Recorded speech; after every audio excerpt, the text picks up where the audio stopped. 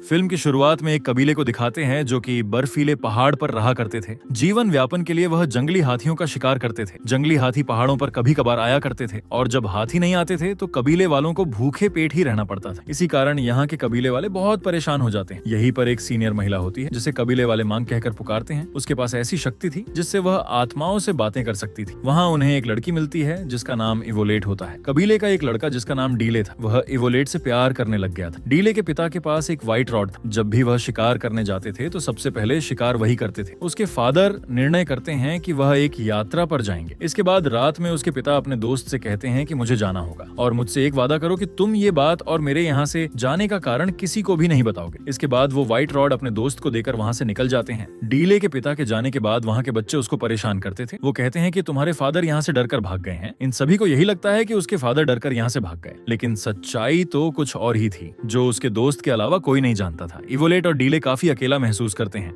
उन दोनों को किसी के सहारे की जरूरत थी और जब वे दोनों आपस में मिलते हैं तो उन दोनों की दोस्ती हो जाती है। इसी तरह वक्त गुजरता गया और ये दोनों आपस में प्यार करने लगे। इसी तरह काफी साल गुजर जाते हैं। अब इवोलेट और डीले दोनों ही बड़े हो चुके थे। इस वक्त में जंगली हाथी इनके कबीले के एरिया में आ गए थे। इसलिए एक निर्णय लिया जाता है कि जो कोई भी उन हाथियों का शिकार पहले करेगा उसकी शादी इवोलेट से करवा दी जाएगी और उसे व्हाइट रॉड दे दिया जाएगा और उसे कबीले का लीडर बना दिया जाएगा। इवोलेट उससे कहती है कि हम यहाँ से भागकर शादी कर लेते हैं, लेकिन डीले कहता है कि मैं भागकर शादी नहीं करूंगा। वो कहता है कि जंगली हाथी का शिकार में ही करूंगा और उसके बाद तुमसे शादी करूंगा। कबीले के लोग जंगली हाथियों का शिकार करना शुरू कर देते हैं। वह लोग एक बड़े हाथी को जाल में फंसाने में कामयाब हो जाते हैं, लेकिन इसका कोई फायदा नहीं होता है क्योंकि वो हाथी जाल की जालियों को तोड़कर भाग जाता है। लेकिन वो जाल हाथी की बॉडी में फंस गया था और कबीले वाले उस जाल को पकड़कर लटक जाते हैं। हाथी की रफ्तार ज्यादा बढ़ जाती है जिससे सभी लोग को जाल छोड़ना पड़ता है, लेकिन डीले ने उस जाल को अभी भी पकड़ रखा था। हाथी उसको घसीटता हुआ पहाड़ी की ऊंचाई पर ले आता है। वो हाथी डीले पर अटैक करता है। दूसरी ओर डीले भी हाथी पर भाले से हमला करता है, लेकिन इससे उस पर कोई फर्क नहीं पड़ता और वो फिर से डीले पर हमला कर देता है। डीले भी उस हाथी पर अपने रॉड से हमला करता है जिससे वो हाथी मर जाता है। इसी वक्त कबीले के लोग वहाँ पर पहुंच जाते हैं। सभी देखते हैं कि डीले ने इतने बड़े हाथी को मार दिया है। इससे कबीले वाले बहुत ज्यादा खुश हो जाते हैं। डीले को वो व्हाइट रॉड दे दिया जाता है और निर्णय के अनुसार इवोलेट की शादी उससे करवाई जाएगी। सभी सोच रहे थे कि डीले ने जाल को नहीं छोड़ा, लेकिन उसने भी उस जाल को छोड़ दिया था, लेकिन उसका हाथ उस जाल में फंस गया था। इसी बात को लेकर डीले काफी परेशान था, इसीलिए वो व्हाइट रॉड को वापस कर देता है। डीले इवोलेट से कहता है कि मैंने उस हाथी को नहीं मारा, वो तो मेरे रॉड में फंसकर मर गया था, इसीलिए मैंने उस व्हाइट रॉड को वापस दे दिया। यानी कि व्हाइट रॉड को छोड़ दिया, मतलब उसने इवोलेट को भी छोड़ दिया है, क्योंकि इवोलेट की शादी उसी से होती जिसने हाथी का शिकार किया है। ऐसी बातों को सुनकर इवोलेट उससे नाराज हो जाती है। वह दोनों एक दूसरे से काफी ज्यादा प्यार करते थे, लेकिन दोनों वहाँ के रीति रिवाज और परंपरा से बंधित थे। खैर, उसी रात घोड़े पर सवार लोग उनके कबीले पर हमला कर देते हैं। इसके बाद वह कबीले के लोगों को कैदी बनाकर अपने साथ ले जाते हैं और उन्हीं कैदियों के साथ इवोलेट भी शामिल थी, लेकिन डीले और उसके कुछ साथी बच गए थे।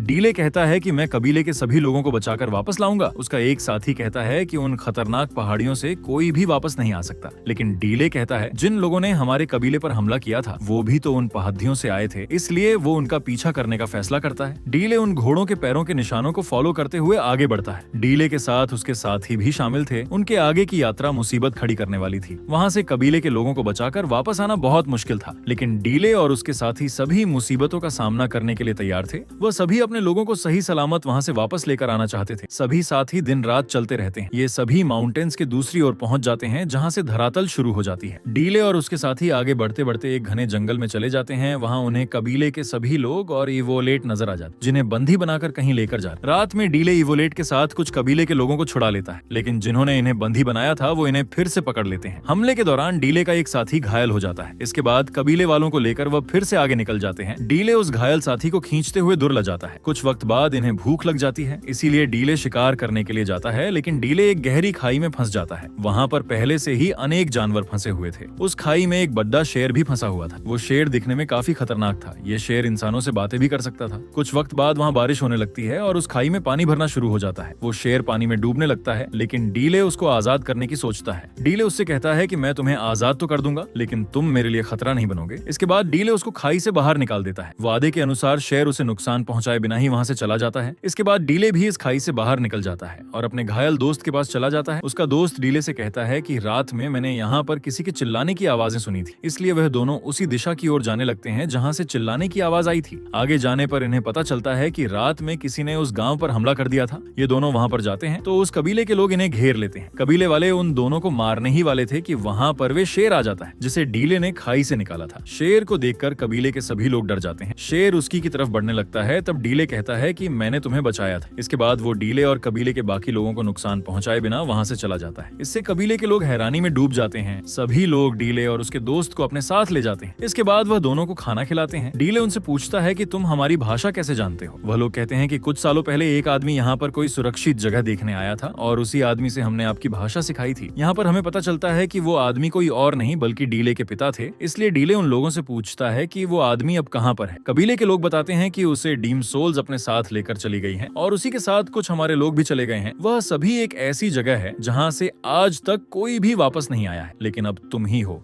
जो हमें वहाँ पर लेकर जाओगे। वो कहता है कि आखिर मैं ही क्यों। वह लोग कहते हैं कि हमारे पूर्वानुमान के अनुसार एक आदमी आएगा जो शेर से बातें करेगा और वो हमारे लोगों की जान बचाएगा। उस कबीले के लोग सभी लोगों को बताते हैं कि शेर से बातें करने वाला आ गया है। यहाँ डीले का दोस्त उसे बताता है कि तुम्हारे पिता किसी से डरकर नहीं भागे थे, वो कबीले की जान बचाने के लिए निकले थे ताकि लोगों को भूख से बचा सके। डीले कहता है कि तुमने ये बात पहले क्यों नहीं बताई। वह कहता है कि तुम्हारे पिता ने मना किया था और ये बात बाकी लोगों को पता चल जाती तो सभी लोग उस जगह को छोड़कर भाग जाते, इसीलिए उन्होंने मुझे ये बात सभी से छुपाने के लिए कहा था। इसके बाद डीले के साथ कबीले के लोग पहाड़ों की ओर जाने लगते हैं। ये सभी एक नदी के पास पहुंच जाते हैं और नावों में बैठकर आगे बढ़ने लगते हैं, लेकिन डीले और उसके साथ में आए लोगों को नावें नहीं मिलती, इसीलिए वे सभी पैदल ही सफर तय करना शुरू कर देते हैं। पैदल यात्रा उनके लिए मुश्किल होने वाली थी क्योंकि उनके सामने एक रेगिस्तान था और उसी रास्ते से उन्हें जाना था। आज तक कोई भी उस रेगिस्तान को पार नहीं कर, लेकिन डीले हार नहीं मानता। वो कहता है कि हम इस रेगिस्तान को पार कर लेंगे, हम अपने लोगों को आजाद करवा कर लेकर आएंगे। इसीलिए ये लोग सुबह होते ही अपनी मंजिल की ओर चलने लगते हैं। कुछ दिन चलने के बाद यह सभी रेगिस्तान के दूसरी ओर चले जाते हैं। वहाँ पर ये देखते हैं कि बड़े बड़े पिरामिड बनाए जा रहे हैं, यानी लोगों को गुलाम बनाकर यहाँ लाने का कारण ये है कि उनसे यहाँ पर जबरदस्ती पिरामिड्स बनाने का काम करवाया जा सके। उन लोगों की और उन गुलामों की तादाद बहुत ज्यादा थी। ये लोग अपने लीडर को गॉड कहते हैं। ये लोग अपने बारे में बताते हैं कि हम आसमान से उड़कर आए हैं। उनका गॉड अपना चेहरा किसी को भी नहीं दिखाता था, इसलिए वह हमेशा पर्दे के पीछे रहता है। गॉड इन लोगों को एक ऑर्डर देता है जो कि गुलामों से जल्द काम करवाओ। डीले और उसके साथ आए हुए कबीले के लोग गुलामों के टेंट में चले जाते हैं। इन लोगों के सामने एक आदमी को लाया जाता है जो कि अंधा था। वो आदमी उन सभी को बताता है कि 3 में से एक गॉड ही जिंदा है। डीले पूछता है कि उसे कैसे मारा जा सकता है। तब वो आदमी बताता है कि वो गॉड एक ऐसे शख्स से डरता है जिसके शरीर पर एक खास तरह का निशान होगा। वो निशान स्पेस में दिखने वाले विजिबल निशान की तरह का होगा। भविष्यवाणी के अनुसार वो आदमी कबीले वालों को और सभी गुलामों को बचाएगा। उसी समय डीले से पूछा गया कि तुम्हारे शरीर पर ऐसा कोई निशान है, लेकिन डीले इसका कोई जवाब नहीं देता। यहाँ पर उसे पता चलता है कि उसके फादर की मृत्यु हो चुकी है और उन्हें उन्हीं लोगों ने मारा है जो उसके कबीले वालों को गुलाम बनाकर यहाँ पर लेकर आए हैं। इसके बाद डीले और उसके साथ ही अपने लोगों के पास आ जाते हैं, लेकिन अब उन सभी को कुछ लोगों ने देख लिया था, इसलिए उन लोगों के बीच में लड़ाई शुरू हो जाती है। उस लड़ाई में डीले के दोस्त की मौत हो जाती है। मरने से पहले वो डीले के फादर का व्हाइट रॉड उसको दे देता है। डीले अब सभी का बदला लेना चाहता था और सभी लोगों की जान बचाना चाहता है और उन सभी को आजाद करवाना चाहता था। कुछ लोग इवोलेट के हाथ पर चोट के निशान देखते हैं और यह निशान आसमान में दिखने वाले विजिबल निशानों की तरह ही थी। उस अंधे आदमी ने जिस निशान के बारे बताया था वो इवोलेट के शरीर पर अंकित था। उस निशान को देखकर सभी लोग बहुत डर जाते हैं। इसके बाद वह लोग इवोलेट को गॉड के पास लेकर जाते हैं क्योंकि जिसके हाथ पर वो निशान होगा वो उसे बचाएगा और उसे आजाद करवाएगा। वहाँ के लोग अपने गॉड को बताते हैं कि इस लड़की के पीछे यहाँ पर एक शिकारी आ रहा है। खैर सुबह में डीले और उसके लोग अपने लोगों के पास जाने के लिए मजदूर बन जाते हैं। डीले के लोग जंग का ऐलान कर देते हैं। वहीं पर जंगली हाथी भी होते हैं और उनसे भी गुलामों की तरह काम करवाया जा रहा था। युद्ध के दौरान सभी हाथी इधर उधर भागने लग जाते हैं, जिससे यहाँ पर काफी हलचल मच जाती है। गॉड कहता है कि इवोलेट को बाहर ले जाओ और इसके बाद भी वो लोग शांत नहीं होते हैं तो इवोलेट को वहीं पर मार देना। गॉड की बात मानकर इवोलेट को बाहर लेकर जाते हैं। इससे डीले और उसके लोग इवोलेट को देखकर रुक जाते हैं। तब उनका गॉड बाहर आता है जिससे सभी लोग नीचे झुक जाते हैं। गॉड का एक आदमी सभी लोगों से कहता है कि जो भी इस लड़की को जानता है वो हमारे सामने आए और वो यहाँ से इस लड़की को लेकर जा सकता है और हम वादा करते हैं कि हम इस बार उसे नहीं रोकेंगे। डीले कहता है कि मैं इवोलेट को लेकर चला जाऊंगा, लेकिन हमारे बाकी के लोगों का क्या होगा। गॉड बोलता है कि वो अब हमारे लोग हैं और हमारे गुलाम हैं। उसकी बात सुनकर